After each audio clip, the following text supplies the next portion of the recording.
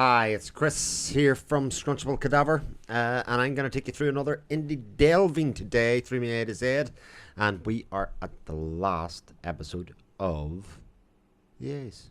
So far, anyway. If I pick up another A, I'll have to throw it in, and I've got a game here that I think everybody, or just about everybody, will have or have played at some spot. It is, as I click on it,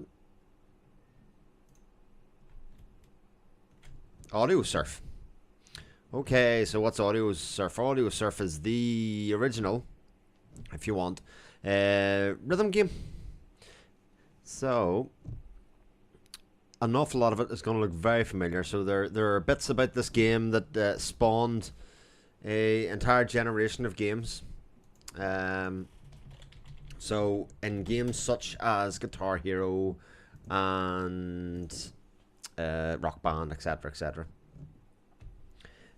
You had the highway, as you'll see, with the different colours and the gems that you had to hit, etc., etc. Well, this one has its own take in it, as you will see. It was released in February 2008 and was one of the pioneers of Steam indie gaming in Steam, as you've seen and heard if you've watched the indie game movie recently, which is well worth a watch. I think it's kind of overrated in what it is, but yeah, it misses a bit of drama, I think, to it. But maybe I mean, it wasn't the intention of the film. But yeah, I just think it lacks a bit of something as a filmmaking. It's a good eye into the development process in the minds of the people that create very good indie games. But you know, anyway, getting off the point, we're here to talk about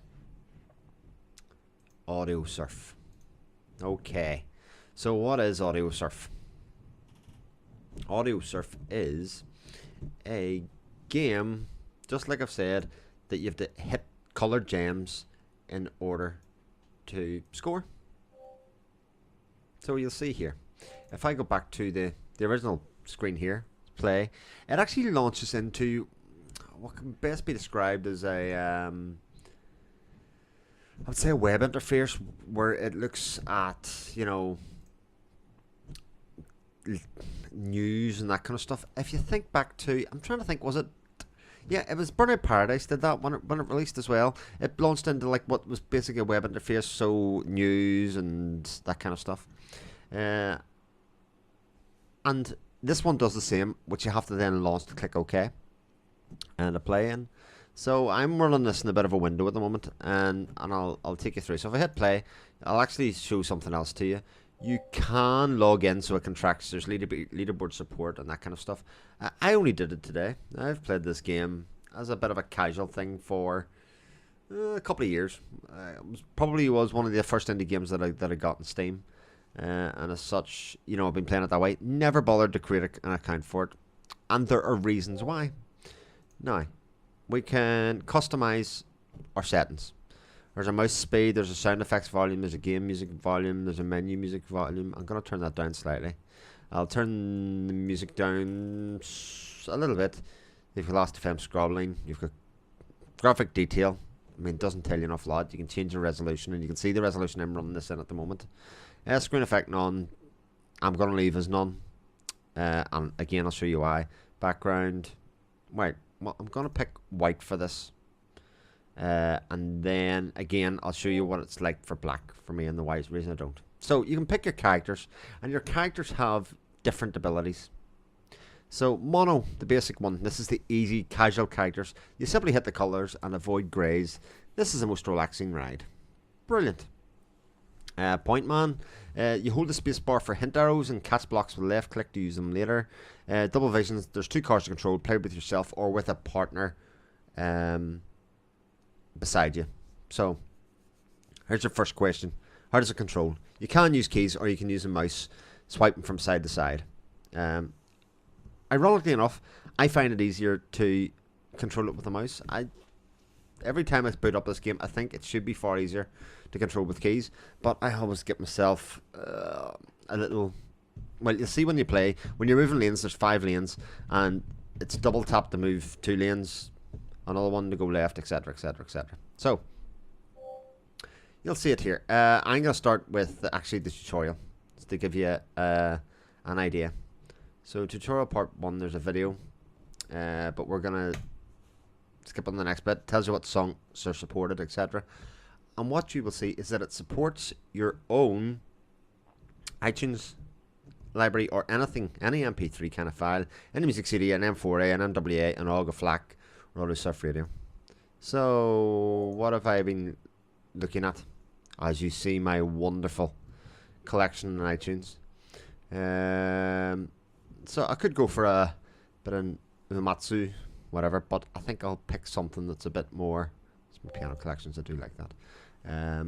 Pick something that's a bit more upbeat. I'll probably stick to the likes of music songs. Oh, there's one of my favourites there. This will be a bit more slow and methodical. It's from the Killzone 3 soundtrack, as you see. And it's quite long, but it'll start off slow, which will hopefully give me a chance to talk over the top of it. So it does a bit of calculation of the thing, and it gives me a travel time and all this kind of stuff. Who knows? All we're concerned about is hitting the play button. And here we go. So it builds this highway, as you can see in front of you. And yeah, I can move. For your first ride, we're going to teach you the basics of playing the game. To start, for 30 seconds, just enjoy the scenery. Notice how the road bumps along with the music. And here we'll go. So we'll see. So I can move keyboard left or right. Let's say there's 5 lanes. Lane 1, 2, 3, and we've got a shoulder either side. So as you can probably guess, the traffic's going to come through the 1, 2, 3 lanes. It's a great piece of music if you haven't heard it, by the way. It's the menu music actually for Killzone 3 as well. So if you didn't play anything but the demo of Killzone 3, you'll even recognize it.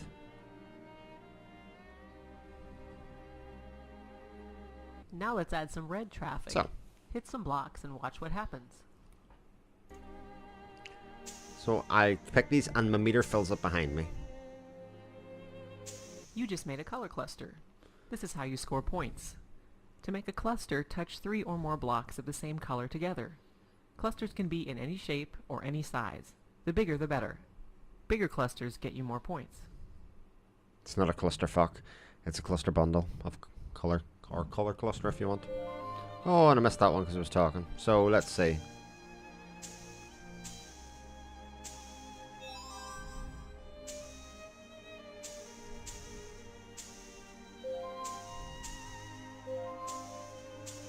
Oh, I'm doing such a wonderful job of hitting all these colours. But what you'll notice actually, they're not really making much sense in the music, Now really. I let's add a don't second think so. color, blue. Now you can make blue clusters as well as red clusters. Always try to make as many red clusters as you can. Reds are worth the most points, and they come at the most intense moments of songs. Okay, so add another level of difficulty in. Like, say this, I picked this because it starts off quite slow, and you know, it maybe doesn't go very much faster or more, but I thought it would be a good start. So as you can hear the percussive sound. To me, it doesn't match the rhythm at all. So, kind of what's the point? Maybe it's the type of music that this one is. I'm gonna let that one go by.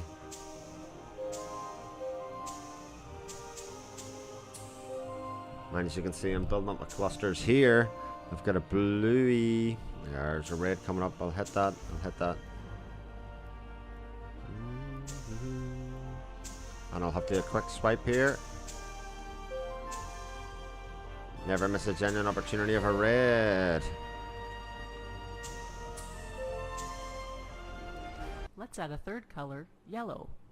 Try to make as many red clusters and yellow clusters as you can.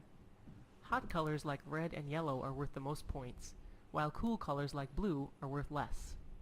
So you see the little triangle there. God, why can I not speak? It's just the word's triangle. Good God. Right.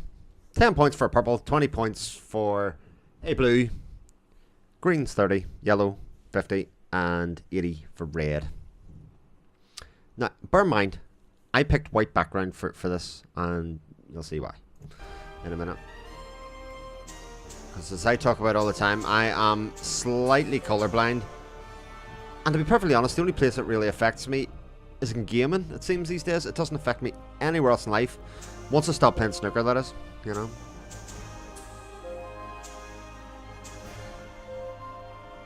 So it's building, it's building, it's building. Oh, music just about stopped.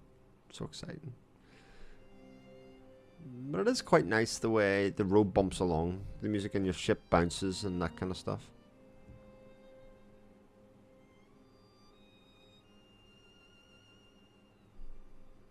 I'm not really sure why there isn't any notes here. Anybody know? Answers in the postcard? Congratulations! You've unlocked characters to play with. Each character has its own style and strategy. Experiment to find your favorites. So, that's the first song done. So you get the idea anyway. Right, there is a free ride mode. What I'm going to do, I'm going to change the background to be black. And I'm going to pick a pro character for one of these. And I'm going to go to the one that relates to the mono. Okay? Where you simply hit colours and avoid greys. Right? This one's a mono pro. You do the same thing. You hit colours and avoid greys. For a stealth bonus, hit no greys. So we'll get a bonus if we hit no greys. Left click will widen the thing and right click will jump for us. So, if I go back into my library here, and we'll go up. There's a bit of glee. Could I stick a bit of glee on? Could I? Could do, could do. Bit of dead mouse. Well, the dead mouse tracks I have are all quite long, so we'll not go there either. I'll pick something from Bastion at the moment. If you're anything like me, I have the iTunes match, and I tend to load or download and queue up, you know, music as and when I need it, when I feel the need. So we'll do one of our previous Scrunchable Cadaver outro songs. Now, this is more the full game. As you go, you'll see your character info. It says 30% bonus if you never hit a grey. That's good. Left click to spread fins and right click to jump. We get a points bonus for consecutive colour hits. Okay. If we hit 26,620 points, we get a gold. If we hit 14,520, we get a silver, and 6,776 for a bronze. Every colour means something different. Red and yellow ones can tend to come at intense times in songs. Blue and purple come at calm moments. Here we go anyway.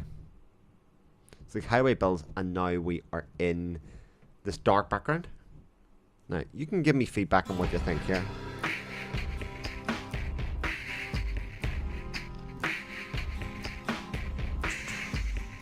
I can't easily ascertain which ones are colours, especially within that blue. Now, you might think I'm doing a decent job of it, but this is incredibly difficult for me to do. It is worse on the black background for me, but I must say that even on the white background, it's not that easy either. So I'm trying to get my bonus for not hitting any of these things. So I'll show you. I was trying to show my thing. So I can hit my left mouse button and it will hit my fins to grab other lanes.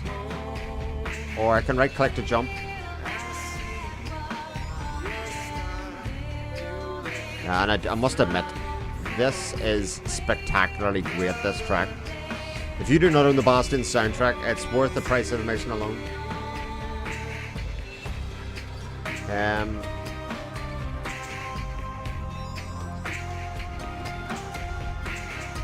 So as long as it's green or that bright yellow, I'm in business, so to speak. If it's not, I'm in trouble.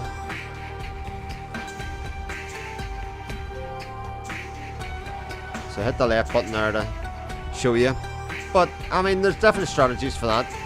But I think the basic skills are pretty much the same in the game as you go. You've got to get good movement and good control of that. As you power up the characters, etc., it gives you more of an out clause.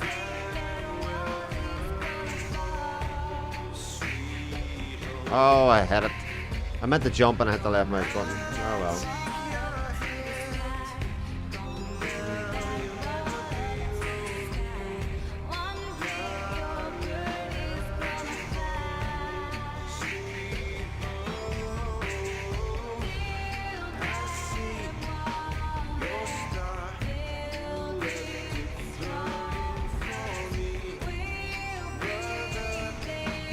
So what the left mouse button enables me to do there is just stay in one lane at times, and go and collect everything as I'm going along. So there, I'm all over.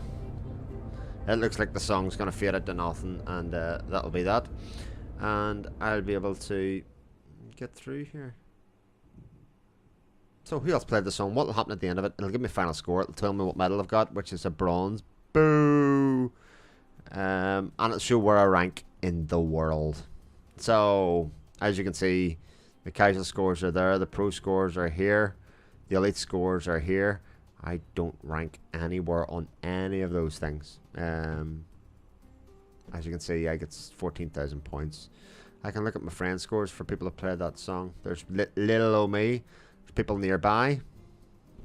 Everybody's so much more talented than me. It's crazy. And some, there you go, some comments on the game. So it's nearly like a song. There's a meta community in the middle of this song, which is probably its strongest suit, to be perfectly honest, because I suppose it's one of those things, if you really love the music, it's great to play along and just waste time playing this kind of thing while you're doing that. If you don't, then, you know, is there enough of a game, especially when you consider that this genre has moved on so much from then. I mean, sure, you don't need plastic guitars, you don't need any of those things, but